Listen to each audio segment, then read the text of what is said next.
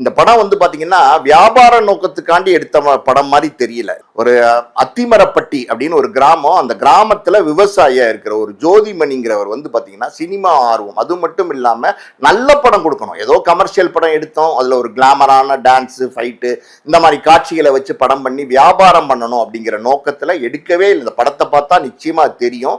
அந்த விவசாயி பாத்தீங்கன்னா கதை வசனமும் அவர் தான் எழுதியிருக்காரு. தயாரிக்கிறது இன்னைக்கு இருக்கிற நிலைமையில சினிமால படம் தயாரிக்கிறதுங்கிறது வந்து ரொம்ப பெரிய பிரச்சனையான ஒரு விஷயம். அப்படிப்பட்ட ஒரு சூழ்நிலையில தைரியமா போட்ட படம் திரும்பி வருமா அப்படிங்கிறதெல்லாம் எந்த யோசனையும் இல்லாமல் நல்ல கருத்தை மக்களுக்கு சொல்லணுங்கிற எண்ணத்தோடு இந்த படத்தை எடுத்திருக்காரு.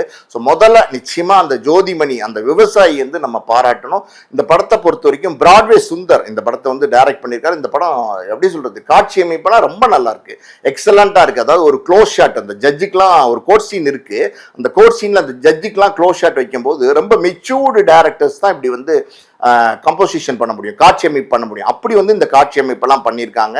அந்த அந்த கோர்ட் சீன் வந்து ஒரு காட்சியே போதும் இந்த படத்துக்கு. இது ஒரு நல்ல படம் அப்படிங்கிறதுக்கு சாட்சியா. அதாவது தீபாங்கிற நடிகை எல்லாருக்கும் தெரியும்.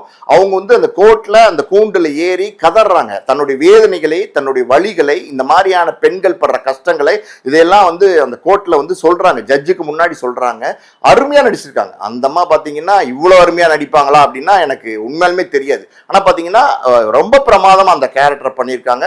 எக்ஸலண்டா, இன்னும் ரொம்ப ஒரு படி மேல வந்து அவங்களுக்கு வந்து எப்படி சொல்றது, பாராட்டு மட்டும் பத்தாது, அவங்கள வந்து பல படங்கள்ல நம்ம பயன்படுத்தணும். நல்ல ஒரு நடிகையா இருக்காங்க தீபா.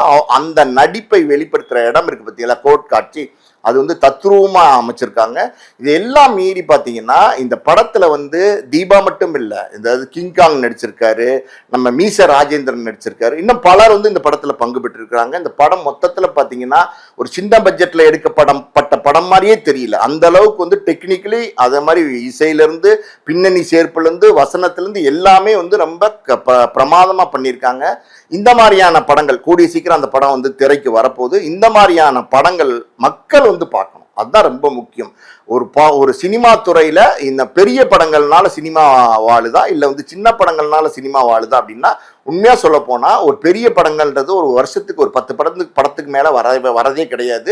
சின்ன படங்கள் தான் ஒரு 200 படங்களுக்கு மேல வருது. அதாவது சினிமாவை வந்து நம்பி பலர் வந்து தயாரிப்பாளர், இயக்குனர், நடிகர் இந்த மாதிரி சினிமா அப்படிங்கிறத நேசிச்சு அதுக்குள்ள வர்றாங்க. அவங்கெல்லாம் நல்லா இருக்கணும் அப்படின்னா நல்ல படங்களுக்கு நம்ம மக்கள் ஆதரவு கொடுக்க ஆரம்பிக்கணும்.